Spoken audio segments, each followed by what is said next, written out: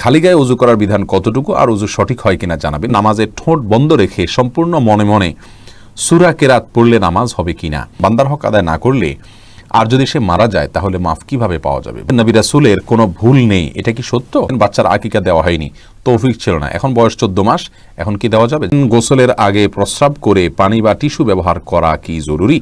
ছেলেরা যদি জামাতে ফরজ নামাজ আদায় না করে তাহলে নামাজ হবে কি?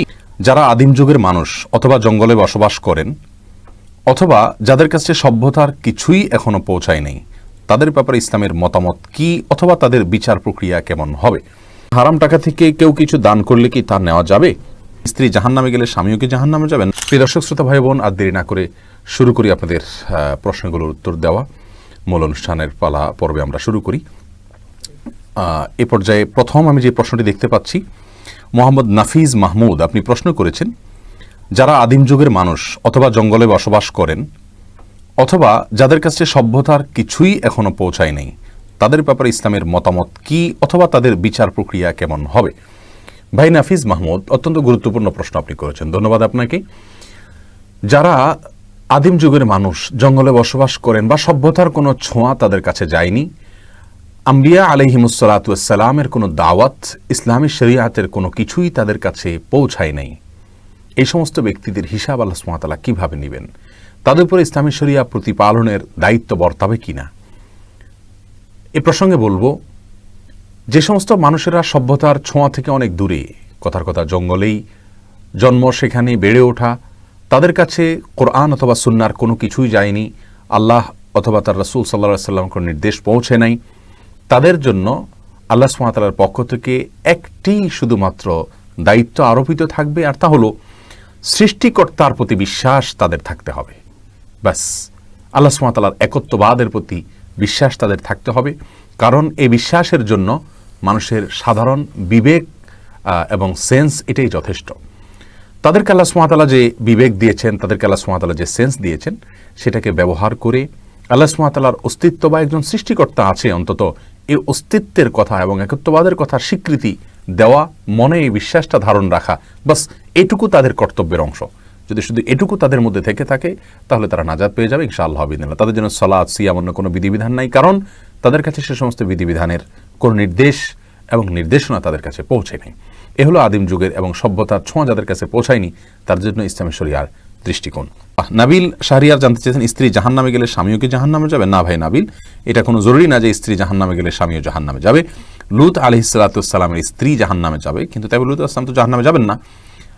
অতএব স্বামী স্ত্রী একে অন্যের জাহান্নামে যাওয়ার উপর অন্য জাহান্নাম নির্ভর নয়, বরং প্রত্যেকের আমল নির্ভর করবে, আমলের উপর নির্ভর করবে তার জান্নাত জাহান্নাম। আল্লাহ সুবহানাহু ওয়া তাআলা বলেছেন, লাইসা লিল ইনসানি ইল্লা মা সাআ, মানুষ নিজে যা করে সেটাই সে পাবে, অন্য কি করলো না করলো তাতে তার কিছু আসবেও না, যাবেও না। আল্লাহ অন্য আয়াতে বলেছেন, লা তাজিরু ওয়াজরাতুন ভিজরা উখরা, একজনের বোঝা, পাপের বোঝা অন্যজন বহন করবে না। অর্থাৎ স্ত্রী অন্যায় করলে তিনি জাহান্নামে যাবেন, স্বামী জাহান্নামে যাবেন না, বিষয়টি এরকম না। যার যারটা আমলের কারণে তিনি পুরস্কার বা তিরস্কারের উপযুক্ত হবেন।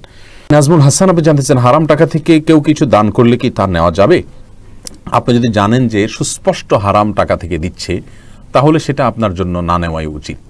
যদিও অনেক উলামায়ে কেরাম, সৌদি আরবের ইবনে উসাইমিন রাহিমাহুল্লাহ এবং শেখ মুহাম্মদ সাল্লাল্লাহু আল মুনাজ্জিদ হাফিজাহুল্লাহ সহ অনেক উলামায়ে কেরাম বলেছেন, হারাম দুই প্রকার, একটা হারাম লিআইনিহি, একটা লিগাইরিহি। লিআইনি মানে হলো কোনো জিনিসটা মূলগতভাবে হারাম, যেমন শুকরের গোশত, অথবা আপনি একটা জিনিস চুরি করে আনছেন কারোর কাছ থেকে, সরাসরি ওটা মূলগতভাবে হারাম আপনার জন্য। এগুলোকে আপনার একজন অন্যজনকে দিলে সেটা আপনি যদি জানেন আপনি নেবেন না। আর যদি হারাম লিগাইরিহি হয়, অর্থাৎ মূল জিনিসটা হারাম না, কিন্তু উপার্জনের পদ্ধতির কারণে, ভিন্ন কারণে এটা হারাম হয়ে গেছে, কথার কথা কেউ সুদি কারবার করে উপার্জন করেছে অথবা ঘুষের মাধ্যমে উপার্জন করেছে, তাহলে এটাকে হারাম লিগাইরিহি বলা হয়। হারাম লিগাইরিহি যদি হয় তাহলে সে হারাম লিগাইরিহিটা, এই ইবনে উসাইমিন রাহিমাহুল্লাহ সহ অনেকেই বলেছেন যে এটা কেউ কাউকে হাদিয়া দিলে নেওয়া যায়, কিন্তু তারাও বলেন এটা তাকওয়ার খেলাফ, না নেওয়াই উচিত। আমরা বলবো নেবেন না যদি হারাম আপনি জানতে পারেন, আর যদি হালাল হারাম মিশ্র থাকে তাহলে নিতে পারেন ইনশাআল্লাহ বিদিনিল্লাহ। প্রশ্ন করেছেন, ছেলেরা যদি জামাতে ফরজ নামাজ আদায় না করে তাহলে নামাজ হবে কি? নামাজ হয়ে যাবে। একটা হাদিস এক্ষেত্রে আসলে আসসালাতা লিজারিল মসজিদে ইল্লা ফিল মসজিদে, যে ব্যক্তি মসজিদের প্রতিবেশী তার সালাত মসজিদে ছাড়া হবে না। এই হাদিসটির সনদ বিশুদ্ধভাবে প্রমাণিত নয়, হাদিসের সনদের ভিতরে দুর্বলতা রয়েছে, আর সেই কারণেই এই হাদিসের সনদের দিকে তাকায় আমরা তার সালাত হবে না সেটা বলবো না। তবে মুসলিমের অবশ্যই জামাতের সাথে সালাত আদায় করা উচিত। নবী সাল্লাল্লাহু আলাইহি ওয়াসাল্লাম যারা বাসায় সালাত পড়ে বা মসজিদে জামাতে শামিল হয় না, তাদের ঘর বাড়ি জ্বালিয়ে দিতে চেয়েছেন। এটা বোঝা যায় এখান থেকে যে জামাতে সালাত আদায় করা ওয়াজিব, বিনা ওজরে এটা তরক করা হারাম এবং গুনাহের কাজ। বাপ্পি রহমান আপনি জানতে চেয়েছেন গোসলের আগে প্রস্রাব করে পানি বা টিস্যু ব্যবহার করা কি জরুরি? ভাই বাপ্পি, গোসলের আগে পেশাব করার পর আপনি পানি ব্যবহার করলে যথেষ্ট হয়ে যাবে। আর যদি পানি এবং টিস্যু দুইটাই ব্যবহার করেন সেটা ভালো। আল্লাহ সুবহানাহু ওয়া তাআলা কোরআনে কারিমে আহলে কুবার প্রশংসায় আয়াত নাজিল করেছেন, ফিহি রিজালুন ইউহিব্বুনা আন ইয়াতাতাহহারু। সেখানে কিছু লোক আছে যারা খুব ভালো করে পবিত্রতা অর্জন করতে পছন্দ করেন। এখানে ভালো করে পবিত্রতা অর্জনের মিনিং কি, অর্থ কি, এ সম্পর্কে বেশি রকম মুফাসসিররা যদিও বলেছেন একটা, কিন্তু অনেক মুফাসসিররা ভিন্ন কিছুও বলেছেন। আর সেটা হলো যারা তাদের ওয়াশরুম ব্যবহার করার পর পানি এবং কুলুখ দুইটাই ব্যবহার করেন, তাদের সম্পর্কে বলা হয়েছে। যাই হোক, এর বাইরে একটা হাদিস দ্বারা সুস্পষ্টভাবে প্রমাণও হয় যে দুইটাই ব্যবহার করা যাবে, বিশেষ করে পেশাবের ক্ষেত্রেও। অতএব দুইটা যদি ব্যবহার করেন সেটা আরও ভালো, অসুবিধা নেই। সে নুসরাত আহমেদ বন্যা আপনি জানতে চেয়েছেন বাচ্চার আকিকা দেওয়া হয়নি, তৌফিক ছিল না, এখন বয়স 14 মাস, এখন কি দেওয়া যাবে? যাবে। বন নুসরাত আকিকা পরবর্তীতেও দেওয়া যায়। অনেক সালাফ বলেছেন আমাদের আকিকা বা আমার দিয়েছেন কিনা জানি না, যদি আমরা জানতাম যে ওনারা দেন নাই তাহলে সেক্ষেত্রে আমরা নিজেদের আকিকা দিতাম। বয়স্ক হওয়ার পর আকিকা দেওয়া যায়, যদিও আকিকার সুন্নাহ সময় হলো 7ম অথবা 14তম বা 21তম দিন, কিন্তু পরবর্তী দিলেও আকিকা আদায় হয়ে যাবে ইনশাআল্লাহু বিইذনিল্লাহ। এমনি রায়হান আপনি জানতে চেয়েছেন নবী রাসূলের কোনো ভুল নেই, এটা কি সত্য? ভাই রায়হান, আম্বিয়া এবং রসুল আলাইহিমুস সালাতু ওয়াস সালাম তাদের কোনো ভুল হলে আল্লাহ সুবহানাহু ওয়া তাআলা সঙ্গে সঙ্গে সংশোধনী দিয়ে পাঠান ফেরেশতাদেরকে, জন্য তারা কোনো ভুলের উপরে প্রতিষ্ঠিত থাকতে পারে না। সে অর্থে তাদের ভুল নেই।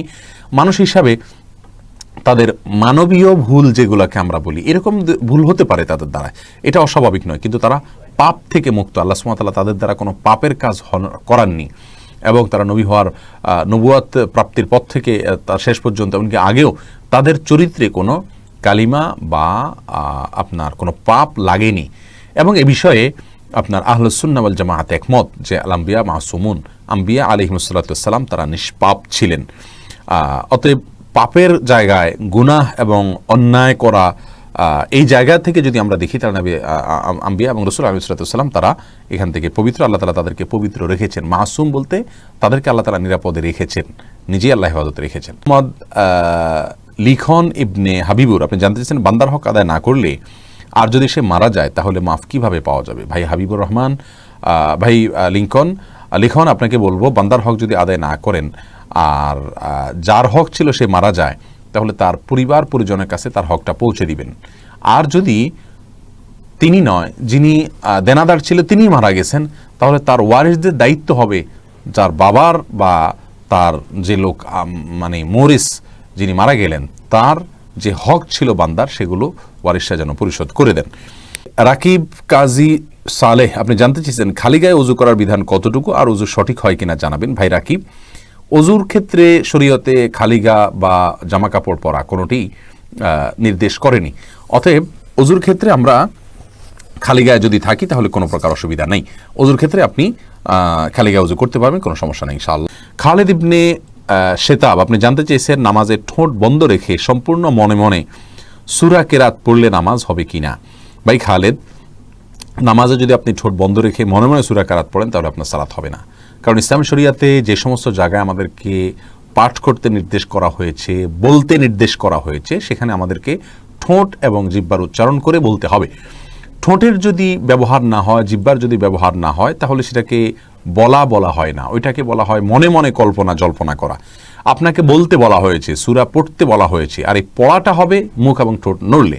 যদি না পড়েন তাহলে না নড়ে, তাহলে সেক্ষেত্রে পড়াটা হয়নি। বিধায় মনে মনে যদি আপনি কেরাত পড়েন, সূরা পড়েন, তাহলে সেক্ষেত্রে এটা জায়েজ হবে না। তারপরের প্রশ্ন আব্দুল কাইয়ুম বিন খলিল আপনি জানতে চেয়েছেন জয়ীফ হাদিসের উপর কি আমল করা যাবে? ভাই আব্দুল কাইয়ুম বিন খলিল, আকীদার ক্ষেত্রে হালাল হারামের বিষয়ে জয়ীফ হাদিসের উপর আমল করার কোনো সুযোগ নেই। যদি ফজিলতের বিষয় হয়, যেটা করলে সওয়াব হবে, না করলে কোনো গুনাহ হবে না, এই টাইপের বিষয় হয়, তাহলে সেই ক্ষেত্রে হালাল এবং হারাম নয়, আকীদাগত বিষয় নয়, শুধুমাত্র করলে সওয়াব হবে, না করলে সওয়াব হবে না, এই টাইপের বিষয়, তাহলে এক্ষেত্রে জয়ীফ হাদিসের উপর আমল করা যাবে। এটাই হলো বেশিরভাগ মুহাদ্দিসদের মত এবং এটাই হলো বেশি বিশুদ্ধতম মত। তবে শর্ত হলো তার মূল বিষয়টা কোনো সহি বা বিশুদ্ধ হাদিসের সাথে সাংঘর্ষিক হবে না এবং তার সাথে সামঞ্জস্যপূর্ণ হবে, এবং আরও কিছু শর্ত এই ক্ষেত্রে আরোপ করা হয়েছে। এর ভিত্তিতে জয়ীফ হাদিসের উপরে আমল করা যাবে ফজিলতের ক্ষেত্রে।